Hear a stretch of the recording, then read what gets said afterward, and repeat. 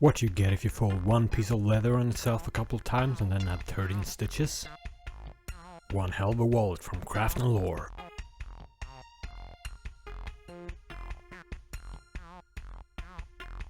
Measuring in at 9.8 by 7.2 centimeters, this is the port wallet from Craft and Lore in the limited Ghost Whiskey colorway.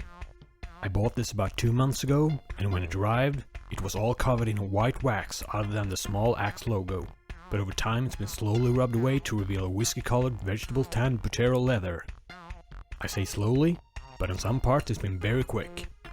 This, what I call the backside of the wallet, basically went from all white to an almost all brown on one grueling hike inside my back pocket.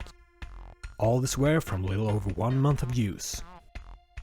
The front shows a more subtle fade, more what I'd expect out of normal use, and behind where I usually keep my cards or money, we can still see the original white. In my opinion, this is probably the coolest looking wallet I've ever seen. The stitching is perfectly even, with no sharp ends, and nothing gets in the way of anything. The pockets have molded themselves around my use case. It holds everything snug, and shaking it in a ridiculous way, nothing comes loose. But remove a card and do the same thing and this happens. I don't know why one would do such a thing though. But it does work as a warning. Don't overfill this wallet with a lot of cards and then try to scale back. It will stretch to accommodate a lot, but when you go back to fewer cards they will be loose and fall out very easily from the wallet. Functionality wise, it's a very simple wallet. There are 4 slots, 3 for cards and a front pocket for quartered or folding thirds cash. That's right, I'm one of those silly people that actually fold my cash in thirds. Anyway, at most I've used 5 bills in the front, which works, but it's not perfect. I'd very much not recommend this wallet if you want to use a lot of cash, which is something I normally don't do anyway.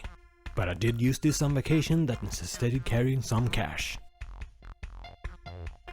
But if you mostly use cards, this could be a great choice for you, especially if you keep it down to 7 cards or less. By keeping 2 cards in the rear, 2 in the front and 3 in the middle, it becomes very easy to get at any card you'd like. Filled with more, and it becomes a bit too fiddly for my tastes. Personally, I only use 6 cards with it. In the front, my credit and debit cards, ID in the back, and 3 less used cards in the middle.